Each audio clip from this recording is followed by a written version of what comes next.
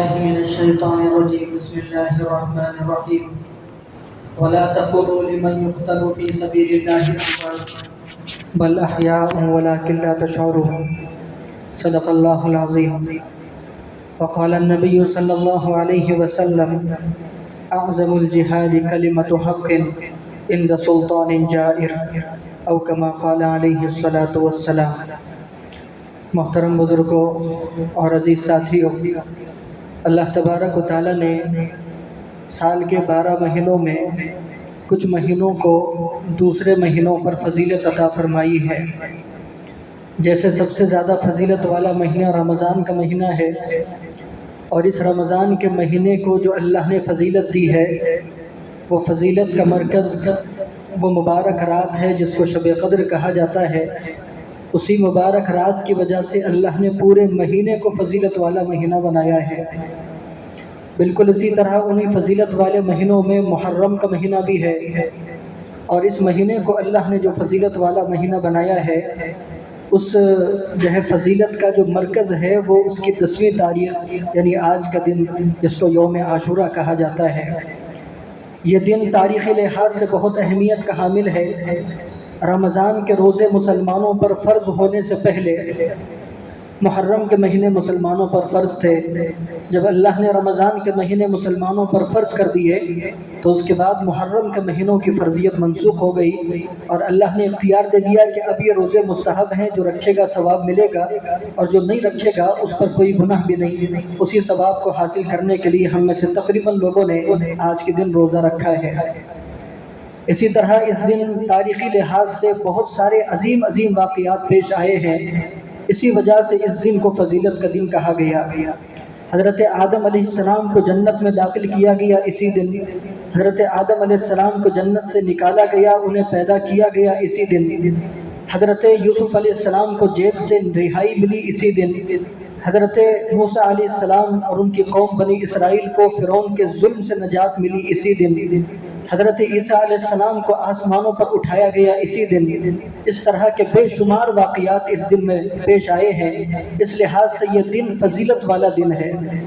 لیکن کیونکہ تاریخ اسلام میں اس دن ایک المناک اور دردناک واقعہ پیش آیا، اس لیے بعد کے کچھ گمراہ لوگوں نے اس دن کو غم کا دن بنا دیا، منحوس دن نعوذ باللہ بنا دیا، حالانکہ اللہ نے اس کو فضیلت والا دن بنایا تھا۔ اسی وجہ سے اس دن اور خاص طور پر اس مہینے میں نہ تو رشتے کرتے ہیں، نہ تو کسی دکان کا افتتاح کیا جاتا ہے، نہ تو نیا کام کیا جاتا ہے، یہ سمجھتے ہوئے کہ یہ مہینہ نحوست والا ہے، حالانکہ یہ جو خیالات ہیں یہ غیر شرعی ہیں، ان کا کوئی ثبوت نہیں ہے۔ تو بہرحال یہ دن بڑی فضیلت والا ہے، لیکن اسی دن وہ جو واقعہ پیش آیا ہے تو یہ ایک بڑا افسوسناک اور غمناک واقعہ ہے۔ لیکن یہاں سب سے پہلے ایک بات میں آپ کے سامنے کلیئر کرتا ہوں، وہ بات یہ ہے کہ غم اور افسوس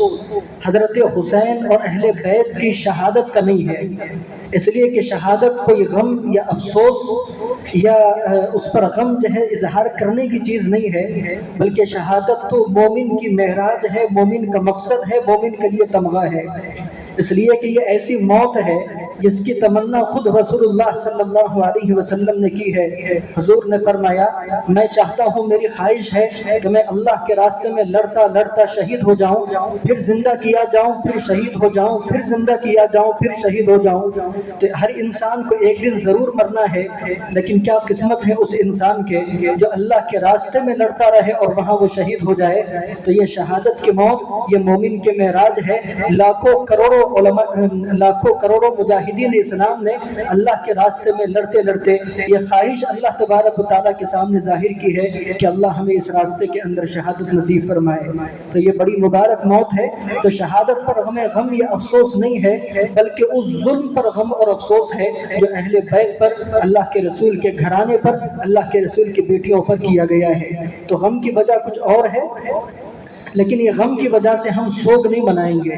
اس کی وجہ یہ ہے کہ حضور نے سوگ منانے کی اجازت صرف 3 دن تک دی ہے، اس کے بعد نہیں ہے۔ اس وجہ سے یہ دن آئے گا بھی تو ہم ماتم یا سوگ نہیں منائیں گے، بلکہ اس دن کو بھی عام دنوں کی طرح ہم فضیلت والا سمجھ کر کے گزاریں گے۔ تو میرے ہاتھ جو واقعہ اس دن میں پیش آیا ہے وہ پورا مکمل واقعہ آپ کے سامنے بیان کرنے کے لیے وقت اس کی اجازت نہیں دیتا۔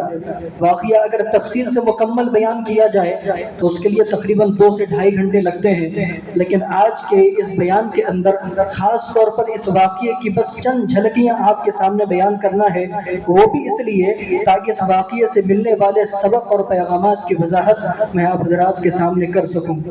چنانچہ اس کی شروعات ہوتی ہے حضرت امیر معاویہ رضی اللہ تعالیٰ عنہ کے انتقال سے۔ آپ کا انتقال ہوا ہے، آپ ایک جلیل القدر صحابی ہیں، لیکن آپ کی جو اولاد تھی یزید، یہ انتہائی نالائق، نااہل اور فاسق اور فاجر انسان تھا۔ آپ کے انتقال کے بعد اس نے خلافت کا اعلان کیا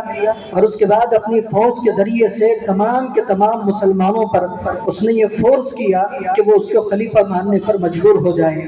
لیکن بہت ساری جگہ کے مسلمانوں نے اس کو خلیفہ ماننے سے انکار کر دیا، اس لیے کہ اس کا کیریکٹر، اس کے اخلاق اور اس کی اہلیت تمام مسلمانوں کو معلوم تھی۔ اور انہی میں حضرت حسین رضی اللہ تعالیٰ عنہ بھی تھے جنہوں نے اس کو خلیفہ ماننے سے انکار کر دیا۔ چنانچہ آپ مدینے میں تھے تو آپ پر جب دباؤ بنایا گیا تو آپ مدینے سے نکل کر کے مکہ کی سرزمین میں آ گئے، لیکن جب آپ مکہ آئے ہیں تو کوفہ کے لوگوں نے حضرت حسین رضی اللہ تعالیٰ عنہ کو خطوط لکھنے شروع کیے اور خطوط لکھ کر کے آپ کو یہ کہا کہ آپ ہمارے یہاں پر آ جائیں، ہم آپ کو خلیفہ بنا دیں گے، ہم آپ کو بڑا مانیں گے اور آپ کی زیر نگرانی ہم اپنی زندگی گزاریں گے۔ یہ بات یاد رکھیے کہ حضرت حسین خلیفہ بننا نہیں چاہتے تھے، آپ کی دسیوں روایات موجود ہیں، آپ نے لوگوں کے سامنے اس کا اظہار بھی کیا کہ میں خلیفہ بننا نہیں چاہتا، لیکن لوگوں نے زبردستی آپ کو خلیفہ بننے پر اصرار کیا ہے۔ اور اللہ تبارک و تعالی، اللہ کے رسول صلی اللہ علیہ وسلم نے فرمایا ہے کہ اگر کوئی انسان کو کوئی عہدہ ملے اور اس کے دل کے اندر اس عہدے کی خواہش اور تمنا نہیں ہے تو اللہ تبارک و تعالیٰ اس کی مدد کے لیے فرشتوں کو کھڑا کر دیتا ہے۔ چنانچہ جب حضرت حسین نے دیکھا کہ لوگ مجھ پر اصرار کر رہے ہیں، تب حضرت حسین رضی اللہ تعالیٰ نے کوفہ جانے کا اپنا ارادہ فرمایا۔ جب آپ کوفہ نکلے ہیں مکمل قافلے کے ساتھ تو اس وقت آپ کو جب اطلاع ملی کہ کوفہ کے لوگوں نے اچانک غداری کر لی ہے، حضرت حسین رضی اللہ تعالیٰ عنہ کو کوفہ کے لوگوں نے 12,000 خطوط لکھ کر کے بلائے ہیں، آپ کو دعوت دی ہے کہ آپ آئیے، لیکن جیسے ہی یزید کو پتہ چلا اور یزید کی فوجیں کوفہ کے اندر داخل ہو گئی تو کوفہ کے لوگوں نے اچانک اپنے دل بدل دیے، اپنا گروہ بدل دیا۔ اب تک یہ حسینی تھے، اب یہ یزیدی بن گئے، اب تک یہ حق کے ساتھ تھے، اب یہ باطل پرست بن گئے، اور انہوں نے موقع دیکھ کر کے اپنی بازی پلٹ دی اور اس طرح دوہرا رویہ حضرت حسین رضی اللہ تعالیٰ عنہ کے ساتھ کیا۔ اب تک یہی لوگ حضرت حسین کو خطوط لکھ کر کے بلا رہے تھے، اب یہی لوگ یزید کی فوج کے اندر بھرتی ہو گئے، اس کی فوج میں شامل ہو گئے۔ چنانچہ حضرت حسین کو اس بات کی جب اطلاع ملی ہے کہ ان کوفہ کے لوگوں نے حضرت حسین کے ساتھ غداری کی ہے تو حضرت حسین نے ایک فیصلہ کیا۔ یہاں ایک بات تاریخ کے حوالے سے آپ کو میں بتانے لگا ہوں، اللہ کرے میں اچھی طرح آپ کے سامنے سمجھا سکوں۔ وہ بات یہ ہے کہ اگر آپ مڈل ایسٹ کا، مشرق وسطیٰ کا اگر نقشہ سامنے رکھ کے اگر دیکھیں کہ مکہ سے کوفہ کی طرف جانے کا جو پیدل راستہ ہے، وہ راستے کے اندر آپ کو کربلا کا میدان کہیں پر نظر نہیں آئے گا۔ اگر کوئی انسان مکہ سے کوفہ جا رہا ہو تو راستے میں کربلا نہیں آتا، بلکہ کربلا دمشق کے راستے پر آتا ہے جہاں پر یزید موجود تھا۔ اس کو اور موٹی مثال سے آپ کو سمجھاتا ہوں، اگر آپ کا کوئی ساتھی ادگیر سے حیدرآباد کے سفر پر نکلے، 1.5 گھنٹے کے بعد آپ نے ان کو فون کیا اور کہا کہ آپ کہاں تک پہنچے، وہ جواب دے کہ میں ابھی لاتور پہنچ گیا ہوں، چائے پی رہا ہوں، تو آپ کو تعجب ہوگا کہ یہ جانے کے لیے جو ہے نکلے تھے حیدرآباد، تو اب ان کو بدر پر ہونا چاہیے، یہ لاتور کیسے پہنچ گئے۔ بالکل اسی طرح حضرت حسین رضی اللہ تعالیٰ مکہ سے نکلے تھے کوفہ جانے کے لیے، سوال یہ ہے کہ راستے میں کربلا تو نہیں پڑتا، پھر یہ کربلا کیسے پہنچ گئے؟ تو اس کا جواب یہ ہے، جب حضرت حسین کو معلوم ہوا کہ کوفہ کے لوگوں نے غداری کی ہے تو یہ اطلاع آپ کو قادسیہ کے مقام پر پہنچی ہے، تو حضرت حسین نے وہیں سے اپنا راستہ بدل دیا اور راستہ بدل کے آپ دمشق کی طرف جانے لگے تاکہ ڈائریکٹ جا کر کے یزید سے میں بات کر لوں، اپنا معاملہ حل کر لوں۔ لیکن اس بات کی اطلاع ان کوفیوں بدبختوں کو ہو گئی اور انہیں اس بات کا ڈر ہوا کہ ہمارے بھیجے ہوئے خطوط حضرت حسین کے پاس موجود ہیں، اگر حضرت حسین جا کر کے یزید سے بات کر لیں اور یزید یہ پوچھے کہ آپ کوفہ کیوں جا رہے تھے، حضرت حسین بتلا دیں کہ میں خود جانا نہیں چاہتا تھا، ان لوگوں نے خطوط لکھ کر کے مجھے بلائے ہیں اور وہ خطوط یزید کے ہاتھ اگر لگ جائیں تو یزید حضرت حسین کو تو چھوڑ دے گا لیکن ہمیں سولی پر چڑھا دے گا، ہمیں قتل کر دے گا۔ بس انہی ارادوں کے ساتھ ان لوگوں نے حضرت حسین کا پیچھا کیا ہے اور کربلا کے میدان میں آ کر کے حضرت حسین کو گھیر لیا۔ حضرت حسین نے 3 پیشکش کی، یا تو مجھے یزید کے پاس جانے دو، میں جا کر کے اپنا معاملہ حل کر لوں گا اور معاملہ دور ہو جائے گا، یا تو پھر میں جہاں سے مکہ سے آیا ہوں مجھے وہاں جانے کی اجازت دے دو، یا پھر کوئی دشمنوں کا علاقہ بتا دو، کفار کی سرحد مجھے بتا دو، وہاں جاؤں گا اور کفار سے لڑوں گا، میں مسلمانوں کے درمیان آپس میں جنگ نہیں چاہتا، وہاں لڑوں گا اور وہاں لڑ کر کے شہید ہو جاؤں گا۔ ان بدبختوں نے یہ تینوں پیشکش کو ٹھکرا دیا اور کہا کہ ہم یہ تینوں باتیں آپ کی تسلیم کرنے کے لیے تیار نہیں ہیں۔ اور جب انہوں نے حضرت حسین کے لشکر پر حملہ کیا تو سب سے پہلے اس خیمے کو انہوں نے آگ لگا دی، اس خیمے کے اندر وہ 12,000 خطوط موجود تھے تاکہ کسی کو ان خطوط کا ثبوت نہ ملے، اور کن لوگوں نے حضرت حسین کو نام اپنے خطوط بھیج کر کے بلایا تھا ان لوگوں کے نام ظاہر نہ ہوں۔ اس طرح کی بڑی غداری ان کوفہ کے لوگوں نے حضرت حسین رضی اللہ تعالیٰ عنہ کے ساتھ کی ہے۔ بہرحال 10 محرم الحرام کا وقت آیا اور مصالحت کی تمام کوششیں بالکل ناکام ہو گئی اور یہ طے ہو گیا کہ اب جنگ ہوگی۔ یہ جنگ کیا تھی بلکہ یہ تو بس جنگ کے نام پر جو ہے ان کا یعنی اہل بیت کا قتل کرنا تھا، اس لیے کہ ایک طرف یزید کی 4,000 کی فوج ہے اور اس کے مقابلے کے لیے صرف 72 نوجوان ہیں۔ یہ 4,000 اور 72 کا کیا مقابلہ ہے، یہ تو بس جو ہے یعنی لڑائی کا نتیجہ طے تھا کہ یہ شکست کھا جائیں گے، یہ سارے کے سارے شہید ہو جائیں گے اور یزید کی فوج کو جیت ہو جائے گی، الا یہ کہ اللہ تبارک و تعالیٰ کوئی اور فیصلہ کرے۔ تو بہرحال جب جنگ شروع ہوئی ہے تو حضرت حسین رضی اللہ تعالیٰ نے اپنا جنگی لباس پہن لیا اور جنگی لباس پہن کر اپنے جتنے جانثار تھے، جتنے خاندان کے افراد تھے، ان سے کہا کہ ان کا جھگڑا مجھ سے ہے اور یہ جو ہے مجھ سے لڑائی کرنا چاہتے ہیں، میں اکیلے میدان میں جاؤں گا، ان سے لڑائی کروں گا اور میں شہید ہو جاؤں گا تو یہ لوگ تمہیں چھوڑ دیں گے، اس لیے کہ تم سے ان کا کوئی جھگڑا نہیں، اور تم اپنے پورے پریوار کو، تمام خواتین کو لے کر کے واپس مکہ یا مدینہ چلے جانا۔ لیکن قربان جائیں آپ کے جانثاروں پر اور آپ کے خاندان کے افراد پر۔ ان لوگوں نے حضرت حسین سے کہا کہ یہ کبھی نہیں ہو سکتا کہ ہم زندہ رہیں، ہم اپنی آنکھوں کے سامنے آپ کو شہید ہوتا ہوا دیکھیں، پہلے ہم میدان کے اندر جائیں گے، ہم لڑیں گے، ہم اگر شہید ہو جائیں اس کے بعد پھر یہ آپ کے ساتھ جو معاملہ کریں ہمیں پھر اس کے لیے منظوری ہوگی، لیکن ہماری نظروں کے سامنے ہم آپ کو شہید ہوتا ہوا نہیں دیکھ سکتے۔ چنانچہ سب سے پہلے آپ کے ساتھ جو جانثار تھے، آپ کے خاندان کے علاوہ وہ افراد میدان میں اترے ہیں، اور ان لوگوں نے ظلم اس طرح کیا ہے کہ تقریباً یہ دن آنے سے پہلے یعنی عاشورہ کا دن آنے سے پہلے 3 دن پہلے ان لوگوں نے اس لشکر پر پانی بند کر دیا۔ بچے ہیں، عورتیں ہیں، نوجوان ہیں، یہ سارے کے سارے پیاس سے بلک رہے ہیں۔ ایسی حالت کے اندر یہ لوگ جنگ کے میدان میں اترے ہیں، اور اس دن اہل بیت نے جو صبر اور استقامت کا مظاہرہ کیا ہے اس کی مثال آپ کو تاریخ میں نہیں ملے گی۔ ایک طرف خواتین ہیں، یہ اہل بیت ہیں، یہ اللہ کے رسول کی نواسیاں ہیں، اللہ کے رسول کی بیٹیاں ہیں، حضرت فاطمہ، حضرت علی کی اولاد حضرت زینب وہاں پر موجود ہیں، اور حضرت زینب تمام خواتین کی کمان سنبھالے ہوئے ہیں، تمام خواتین کو آپ لیڈ کر رہی ہیں، اور وہاں خیمے کے اندر آپ موجود ہیں۔ ایک ایک کر کے اپنے گھر کا فرد کا جنازہ آتا ہے، ان کی لاش خیموں کے اندر آتی ہے۔ حضرت زینب نے خواتین کے سامنے کہا کہ ہم اللہ کے رسول کی بیٹیاں ہیں، اللہ کے رسول کے گھرانے کی خواتین ہیں، پردے کا ہمیں خیال رکھنا ہے، ہم میں سے کسی ایک خاتون کی آواز بھی ان خیموں سے باہر نہیں جانی چاہیے، اس لیے کہ اگر ہمارے رونے اور وابرے کی آواز یہ خیموں سے باہر جائے گی تو مجاہدین اسلام کے حوصلے پست ہوں گے اور جو منافقین ہیں ان کے حوصلے بلند ہوں گے۔ چنانچہ خواتین نے کیسا صبر اور ضبط کیا ہوگا آپ اس کا اندازہ لگائیے۔ اپنے خیموں کے اندر صبر کے ساتھ وہ بیٹھے رہے اور ذری برابر بھی آواز خیمے سے باہر نہیں جا سکی۔ اور دوسری طرف اہل بیت ہیں، یہ معصوم معصوم بچے تھے، کسی کی عمر 16 سال ہے، کسی کی 18 سال ہے، کسی کی 19 سال ہے۔ حضرت زینب کے دو بیٹے عون اور محمد، ان کی عمر صرف 16 اور 18 سال کی عمر تھی، لیکن بہن نے حضرت حسین کے سامنے کہا کہ پہلے میرے بچے لڑائی کے لیے جائیں گے، اس کے بعد آپ جائیں گے، اس لیے کہ کل قیامت کے دن اپنی امی کو جواب دے سکوں گی، ورنہ امی پوچھیں گی کہ اپنے جوان بچوں کو سامنے رکھ کر کے بھائی کو تو نے میدان میں کیوں بھیج دیا۔ چنانچہ بھائی سے پہلے اپنے بچوں کو میدان کے اندر بھیجا، اور ایک ایک کرتے کرتے شہید ہو گئے۔ اور یہ پوری تفصیلات اگر بتائیں گے تو الفاظ ساتھ نہیں دیتے، نہ الفاظ ساتھ دیتے ہیں اور نہ جذبات ساتھ دیتے ہیں۔ یہ ایسا واقعہ ہے کہ اس واقعے کو نہ تو کبھی میں نے مکمل بیان کیا ہے اور نہ کبھی مکمل پڑھ سکا ہوں۔ آدھا واقعہ پڑھنے کے بعد دل چاہتا ہے کہ اب کتاب بند کر کے رکھ دی جائے، اب اس کے آگے نہ پڑھا جائے، جو ہو گیا تو ہمیں جو ہے معلوم ہے۔ عصر کی نماز کے پہلے تک حضرت حسین اور آپ کے ساتھ جتنے اہل بیت تھے ان تمام کو وہاں پر شہید کر دیا گیا، اور شہادت کے بعد جو ظلم کی داستان لکھی گئی ہے وہ پڑھنے سے تعلق رکھتی ہے، وہ بیان نہیں کیا جا سکتا۔ ایسا ظلم و ستم کیا گیا کہ شاید کبھی مسلمانوں نے کفار کے ساتھ بھی وہ معاملہ نہیں کیا ہوگا، ایسا ظلم و ستم کا معاملہ اہل بیت کے ساتھ کیا گیا ہے۔ لیکن یہاں اس واقعے کے اندر جو دو باتیں ہیں وہ بہت زیادہ اہم ہیں، اور اسی سے ہمیں سبق اور پیغام بھی ملتا ہے۔ ان میں ایک بات تو یہ ہے کہ حضرت حسین رضی اللہ تعالیٰ فجر کی نماز ادا کر کے میدان میں اترے ہیں، اور جتنے آپ کے ساتھ جانثار اور اہل بیت تھے ان سب کے سب نے ظہر کی نماز عین میدان جنگ کے اندر ادا کی ہے۔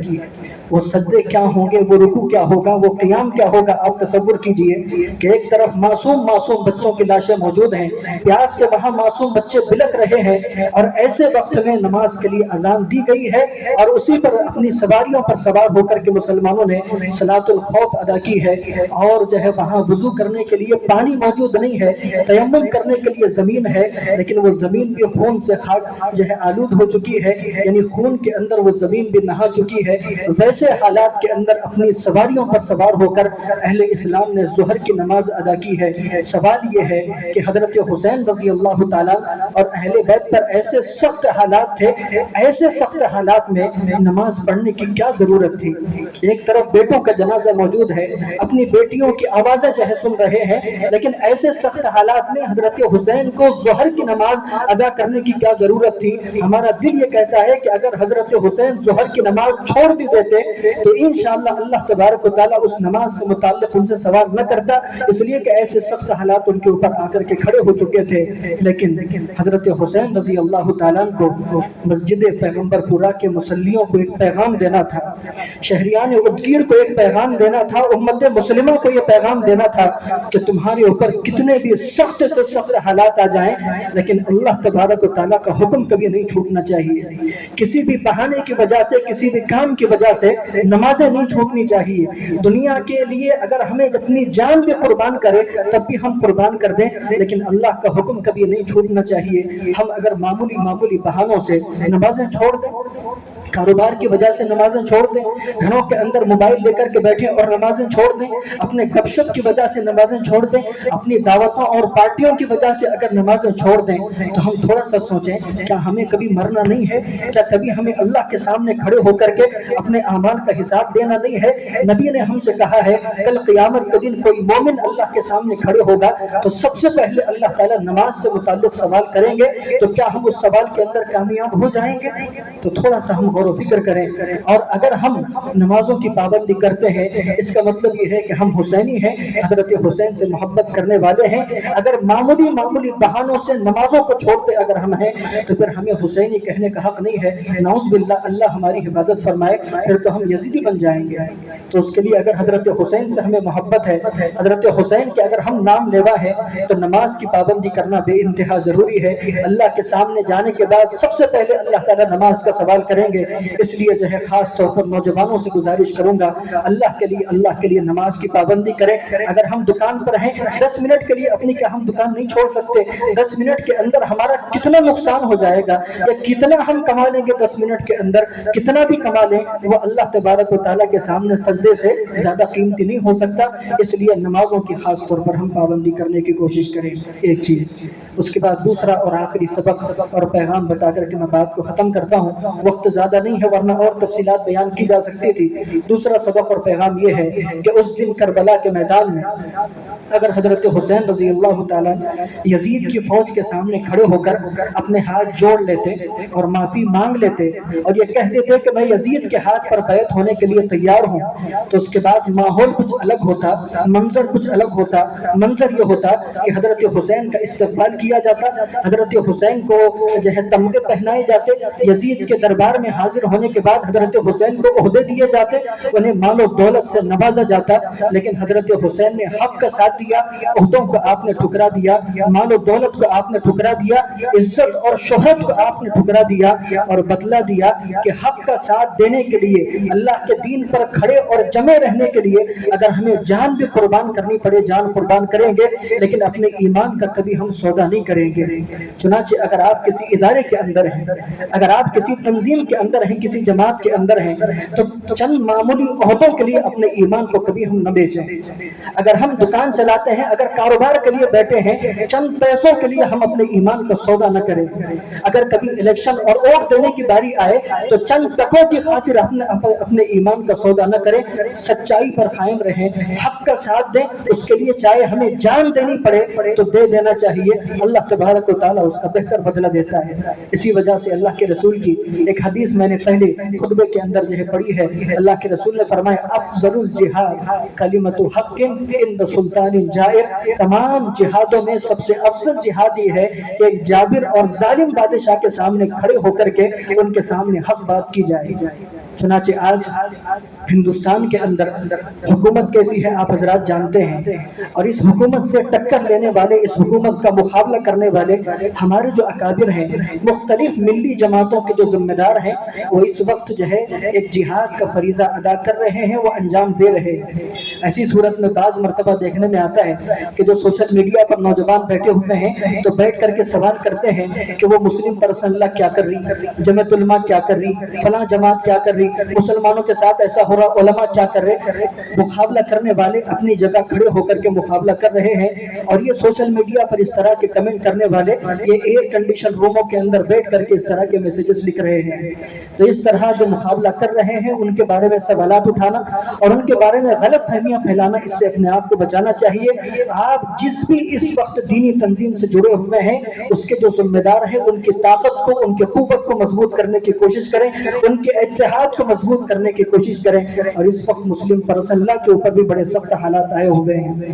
ابھی مہاراشٹر حکومت اس بات کی کوشش میں ہے کہ یونیفارم سول کوڈ اب اس ریاست کے اندر نافذ کر دیا جائے، اتراکھنڈ کے اندر نافذ ہو چکا ہے، اب یہاں کی حکومت بھی اس بات کی کوشش کر رہی ہے کہ یہاں بھی نافذ کر دیا جائے۔ اگر وہ نافذ ہوتا ہے تو مسلم پرسن اللہ پھر اب اس کی کوئی حیثیت نہیں رہتی۔ ایسے سخت حالات ہیں، اور پچھلے مہینے کے اندر اس ملک کے اندر جتنی بڑی تعداد میں مساجد کو شہید کیا گیا ہے، وہ تعداد آپ حضرات نے دیکھی ہوگی۔ بڑے بڑے علماء اکرام کی طرف سے اس بات کی اپیل کی جا رہی ہے کہ اس وقت مسلمانوں کو فجر کی نماز میں قنوت نازلہ پڑھنی چاہیے، اس لیے کہ ہزاروں کی تعداد میں اللہ کے گھر شہید کر دیے گئے۔ ایسے حالات میں اللہ کی طرف رجوع ہونا بے انتہا ضروری ہے، اس لیے کہ اللہ تبارک و تعالیٰ ہی ہمارا کارساز ہے۔ اسباب ہم اختیار کرتے رہیں گے، لیکن اللہ کی مدد کے بغیر یہ مقابلہ کرنا یہ بالکل ناممکن ہے۔ حضرت موسیٰ علیہ السلام نے فرعون سے مقابلہ کیا، یہ آج کے وقت کے فرعون ہیں، اللہ نے ان کی مدد کی ہے۔ فرعون کو جو ہے یعنی نیست اور نابودی کا سامنا کرنا پڑا، اللہ نے حضرت موسیٰ علیہ السلام کو کامیابی عطا فرمائی۔ ہم بھی اللہ تبارک و تعالیٰ کی رسی کو مضبوطی سے پکڑیں، اللہ کے حکموں پر پابندی کے ساتھ عمل کریں، انشاءاللہ یہ وقت کے فرعون کا غرور اور گھمنڈ ٹوٹے گا، اور اللہ تبارک و تعالیٰ اسلام اور مسلمانوں کا بول بالا کریں گے۔ بہرحال یہ ایک واقعہ ہے، اس سے بہت سارے سبق اور پیغام ملتے ہیں۔ آپ سے میری گزارش ہے، بس بات کو میں ختم کرتا ہوں، آپ سے گزارش ہے کہ آج کے دن اپنے بچوں کو بھی، خاص طور پر گھروں میں جو معصوم بچے ہوتے ہیں، انہیں بتائیں حضرت حسین کا واقعہ، حضرت حسین کی بہادری، اہل بیت کی قربانیاں، اور یہ سارے واقعے کی تفصیلات اپنے گھروں کے اندر بچوں کو بتانا چاہیے۔ بچپن میں سب سے پہلے ہم نے یہ واقعہ اپنے چچا سے سنا ہے، تو گھر کے بڑے جب یہ واقعہ سناتے ہیں تو ساری زندگی کے لیے باتیں یاد رہتی ہیں۔ اور اس کے علاوہ آپ جو ہے اس دن میں بہت ساری نیکیاں کرتے ہیں، تو شہداء کربلا کے لیے خاص طور پر اس کا ایصال ثواب کریں۔ آپ نے روزہ رکھا ہے، یہ نفل روزہ ہے، نفل روزہ رکھ کر انسان اس کا بھی ثواب کسی کو بھیج سکتا ہے، تو یہ روزے کا بھی آپ ثواب شہداء کربلا کو بھیجیں۔ اس کے علاوہ جو رقومات آپ صدقہ کرتے ہیں، اس میں بھی آپ شہداء کربلا کے ایصال ثواب کی نیت کریں. اللہ تعالی ہم تمام کو مل کے توفیق